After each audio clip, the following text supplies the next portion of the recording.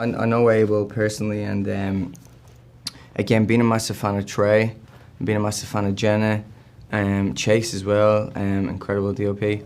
I wanted to step onto something that was sort of a unique event sort of movie and help bring forward Abel's vision, and I found it quite brave and bold of him to want to play himself and also put himself up there for display like that.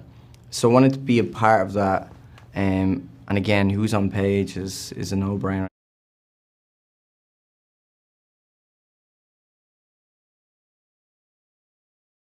There's boundaries he pushes, there's boundaries he takes.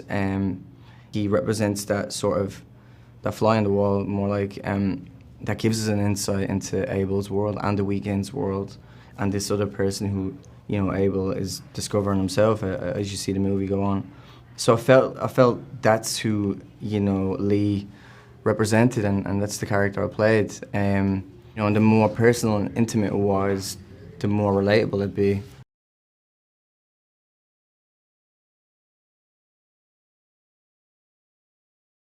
People think playing yourself is easy, and you know, I've played versions of myself, and it's really hard.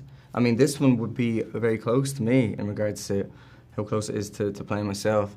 And it's really, really hard, and you have to be willing to step forward and show your vulnerabilities and expose yourself a little. But what it was like working with Abel and Jenna and Trey, we said in an interview just there, was such a student-like feel in the sense of it feeling like everyone was there to collaborate and no judgment of ideas or that were brought forward, and you know, anything that was brought forward was valid, and anything that wasn't brought forward and kind of took from it was also valid. I felt like that safe space and that energy and feel that you get on student-like movies or really low-budget movies, which then encourages you to be a bit more brave and lean in and give it a bit more of a true performance, I feel.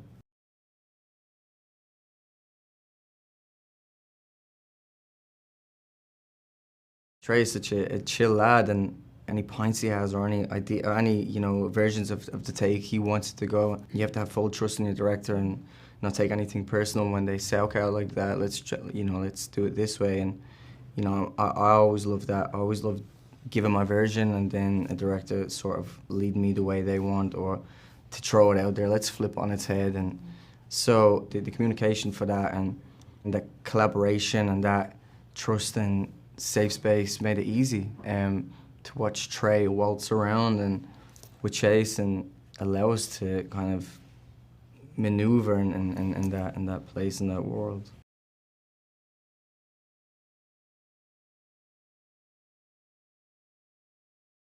I'm always against the question of what do you want people to take from this movie, because I think a movie should be an experience, a very immersive one, and what you take and what someone else takes beside you is completely different, even if they are similar kind of takes. But I'm always against preempting people how to feel and going into an experience like this. But for me, it's like, it's an event, and it's sort of a very unique movie that I think a lot of people will relate to. You know, not only artists or musicians, and you know, there's a very human sense and a very human, as I said, Abel, humanizing Abel, the Weeknd, getting to see that, I think, is a very relatable thing that people are going to take from it. Understanding and seeing that someone does have vulnerabilities, and someone of that stature and that star has all those problems as well, and fears, and so I think that is a lot of what people will take.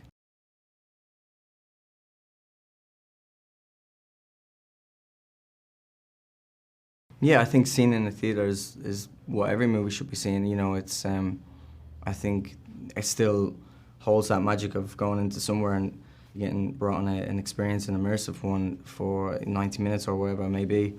I think that's the way you should see all movies. But again, what do I think the fans will? I think everyone's gonna, especially fans of The Weeknd, you know, see a real insight, and I think, you know, be able to relate a lot more to his lyrics and to him personally as an artist, but as a human. And it's visually gorgeous, and it's just, there's so much going on in it.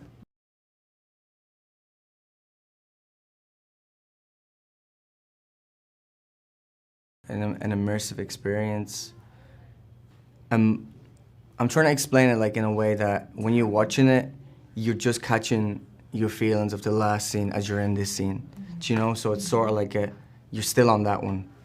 You're playing it. It's so fast, you know. So it came from an incident that happened where I lost my voice publicly in front of a stadium, and slowly finding out that it wasn't a vocal injury in any way. That was a big fear of mine, but something that was going on in here that I had to just park the brakes and just relax and figure out what's going on in my life, and yeah, it came from that, and then it turned into something therapeutic and cathartic, and while I was writing the ideas, the only person I can really think of was Trey, because I just saw how emotional and personal his films were, and so then I pitched the idea to him, and luckily he connected with it, and we connected with each other, which was probably the most important thing. And we got right to it. I mean, it didn't take too long, I think, right? It was quick, a few months. Yeah. It was beautiful. Beautiful.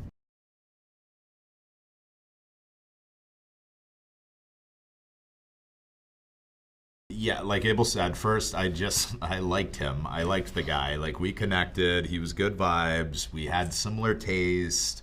It's shit, you feel it when you meet someone you dig. It was like, okay, cool, and that caught me by surprise, I'm not gonna lie. And then after that, I think what I was really excited by is, again, like the fact that he wanted to start from like one of the most vulnerable places, like one of the worst things that's happened to him professionally, and kind of analyze that and have that as a jumping off point. I was like, ooh, where else could we take this? This is really exciting. And the fact that it wasn't literally his vocal cords, but it was psychological. Like, to me, that's a lot of runways cinematically to do something exciting. And to like interrogate and have richer, deeper themes and all of that connected. And yeah, for whatever, it's basically that happened, hit it off, the light bulb went off. I got crazy inspired, and I wanted you to just go, like, you throw me any ideas, I'm like, let's do it. I didn't want to handcuff you to anything. You were down, like everything that was like bold and exciting and different that I was really excited by, he was down for. That was also surprising and awesome, and it became one of the most best, beautiful experiences making a film so far.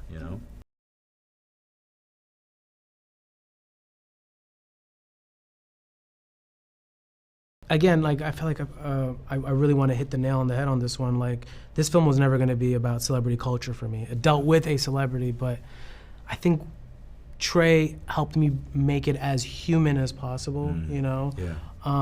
So I think that was number one for me. I wanted to make sure that the audience could connect with that person and feel the pressure he's dealing with, and maybe connect with the pressure that they deal with every day. But.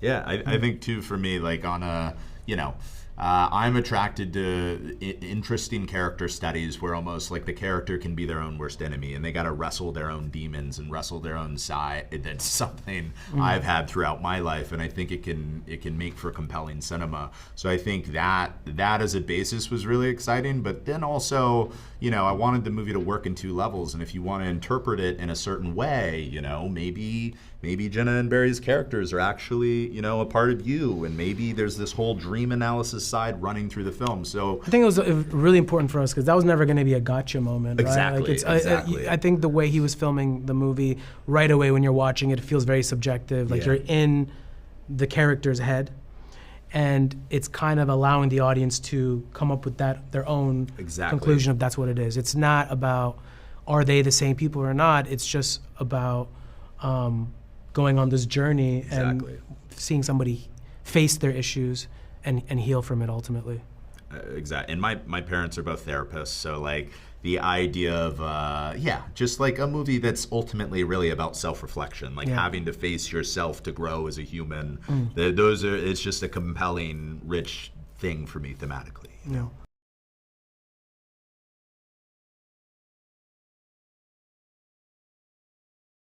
Yeah, well, I mean, one thing I will say, I don't think I said this already, but we've spoken about all the time, but we wanted to kind of see the process of a song kind of being made psychologically, you know, not me actually making the song, but seeing how like these lyrics and these concepts come to life, and the themes come to life.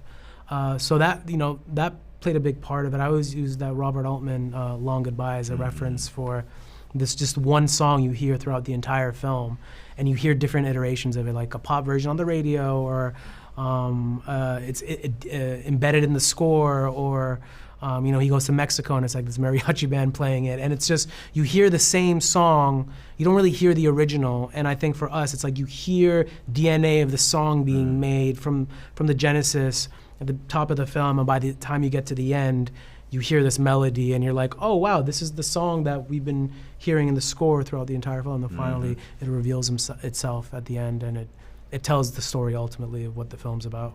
Yeah, so it's like literally, the music at times is literally involved in the narrative. And I think from my perspective too, like my movie prior to this, Waves had, you know, it had score and it had soundtrack, and the way the whole spirit and heart of that movie ebbed and flowed was so connected to that music. So to kind of do this new project that has a similar DNA but kind of takes it further, like in a sense to where like the score is huge for this, but the, you know, the people doing the score are also creating this album. And at times, if we organically create a song that just works in the movie, but then also in that album, we can have, Abel did this beautifully, like a song where it's explaining, the lyrics are saying what's inside a character's head in a scene, you know? So like, I was just like, what a fun, creative, different, rich experience for anyone that wants to dabble with both of them. I was just really excited, and to me, it seemed really fresh and different, you know?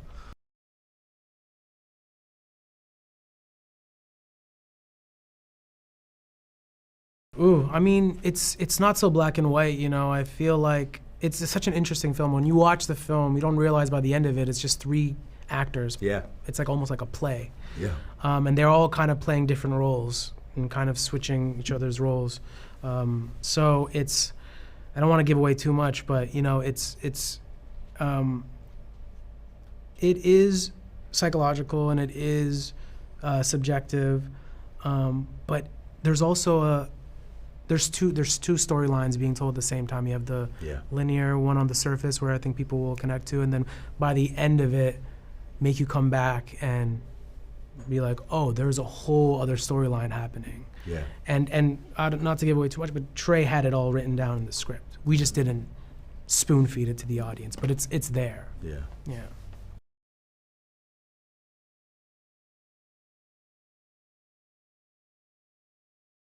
Fun experiences. Oh yeah. No, it was, well, what was fun about it, I'll say, was I got to work with, it felt like a family, you know, felt like we were able to be vulnerable and take each other as far as we emotionally can, and being safe with my scene partners anyway. So that's the most fun I feel from it. The rest of it, I mean, it's heavy. It's heavy material, and I think the fun came after. I think it was like watching, ending the, wrapping the film, hugging it out with everyone, and then Trey presenting it, you know, presenting the first cut, and just being absolutely blown away by it.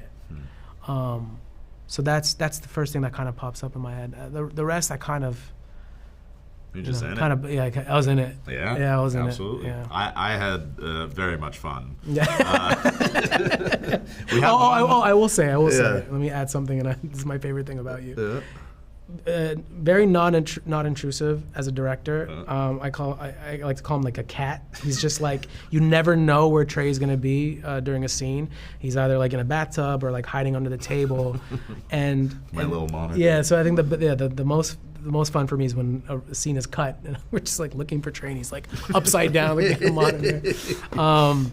But yeah, that's a testament to him just kind of staying out the way and being in the scene too. Yeah, right? literally. I don't know yeah. why. I never go to Video Village. I never watch Like I like literally living on the set somewhere with you guys. And I don't know why it makes me like it puts me in the scene. You know? Yeah, you feel it. You feel the scene. The in a third deeper act way. of the film is like all at the hotel, and like the first scene we shot with Jenna, I got like under the sink in the bathroom because there was no space. But then that became my lucky good juju spot. Yeah. And then for the rest of the filming, I was just under the sink.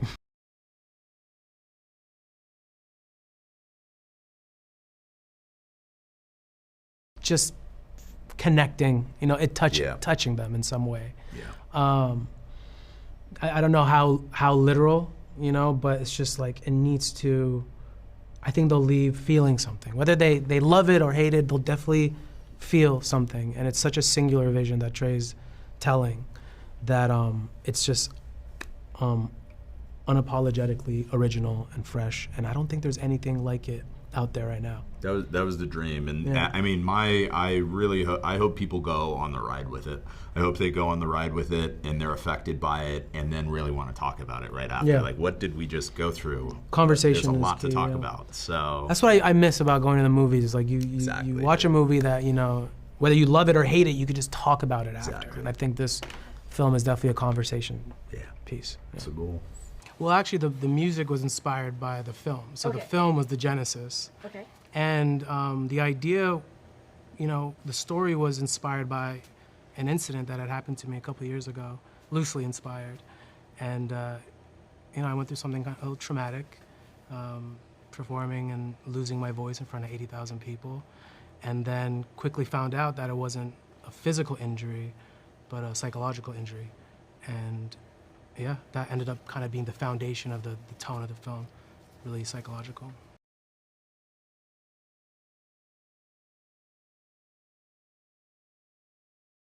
What drew me to the story was meeting Abel and hearing what happened to him and his ideas for this movie and liking the guy, just like really hitting it off and feeling connected to him.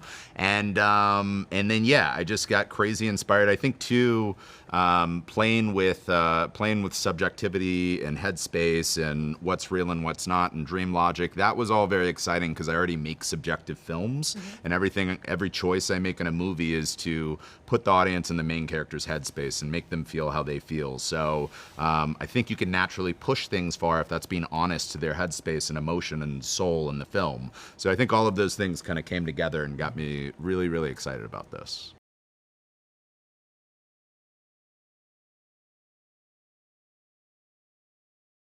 I think she represents the feminine piece of Abel's brain, kind of a bit that maybe his musical persona doesn't touch on as much, but it's still obviously a huge part of any individual.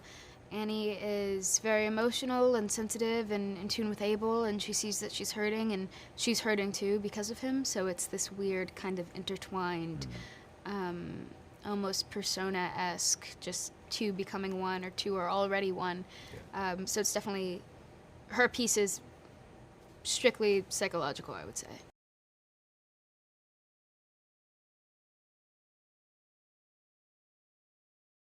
Honestly, it never really felt like I was playing myself.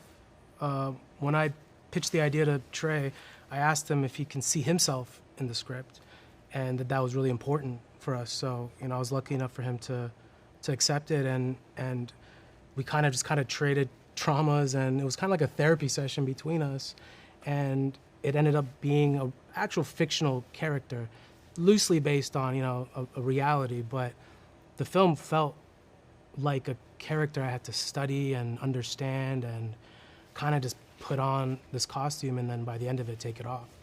But it was cathartic, it did feel personal, but I didn't feel like I was playing myself.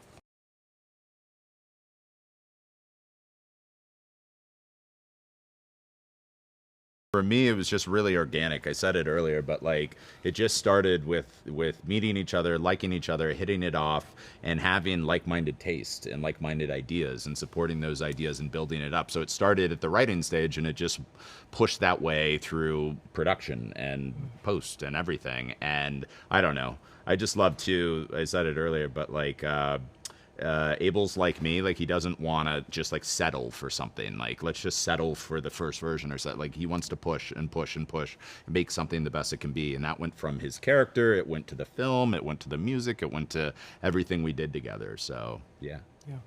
Yeah, no, that's a good point. Honestly, I felt like we were challenging each other, and the whole time I'm thinking, well, we're making something experimental, something ambitious, that hopefully this can challenge the audience. And it just, it's just what it felt like. It just felt like we were pushing each other, and Jenna was pushing, and it just felt like a real, I don't know, giant therapy session in the best way possible.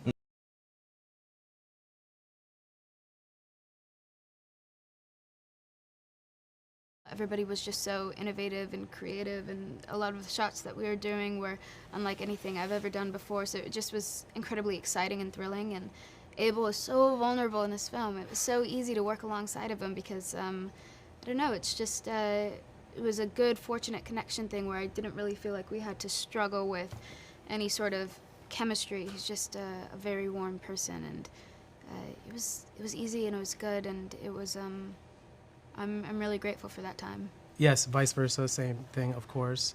But again, she is a master at her craft, and I was kind of like a, little amateur actor. So what I noticed about her is that she's really patient, very patient, and cares about the scene, cares about my performance just as much as her own performance.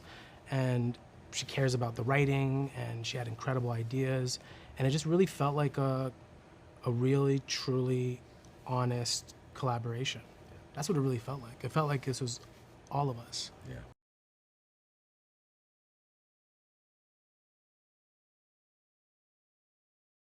I was a huge fan of Trey's for a while. Don't know where to go. Sorry. No, I was a huge fan of Trey's work for years, and especially his film Waves. It was it wasn't a musical, but it was very musical. Yeah. Music was such an important character. So when Reza and I were coming up with the concept, the only person we could think of the entire time was Trey, because I knew I can trust him with music. Yeah. And the music in our film is such a massive character that we were able to, adjust it. I could send him demos, rough ideas, unfinished records, references that he would implement into the script. And another, cheat code with Trey is that he's an editor. So he's already hearing and seeing how the film's gonna look. So there was a lot of trust there. I can focus on being in front of the camera, and later on working on the music and him implementing it masterfully. Thank you. You're a genius. But I agree, and I just love the way Abel handled it, because he didn't come to me and he was like, "Here's my album, now make a movie out of it." It was organic. He got that right from the get-go, and it was always organic. And after our first meeting, we got on the phone. He sent me some music, rough demos and stuff, and creative juices started flowing. And then the whole process kept going that way to where, I feel like integrating a movie and an album could be a gimmicky, forced thing, but it never became that. It was always organic, and each bounced off of each other and evolved together in a fluid, beautiful way. So yeah, I was just grateful for getting to do it that way. It was a very special experience. That was a great experience. It was a joy.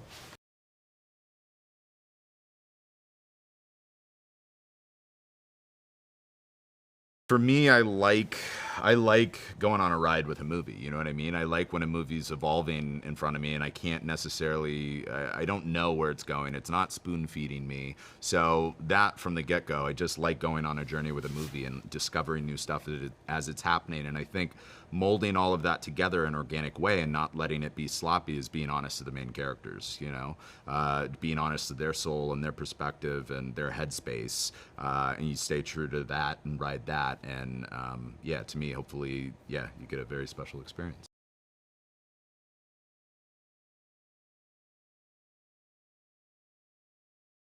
I don't know what I hope that they're feeling, but I truly can say from the friends and family that have seen it, from my experience working on it, anybody that I know that have seen this film, while their lifestyles or their lives or their experiences may be very different to Abel's, they can't help but resonate with that feeling. And we all know what it's like to feel lost. We all know what it's like to be scared of the future, to lose trust within yourself very quickly. So it's a very emotional film, and I hope that people are able to resonate with that side of themselves and allow themselves to, kind of open up and open up to the film.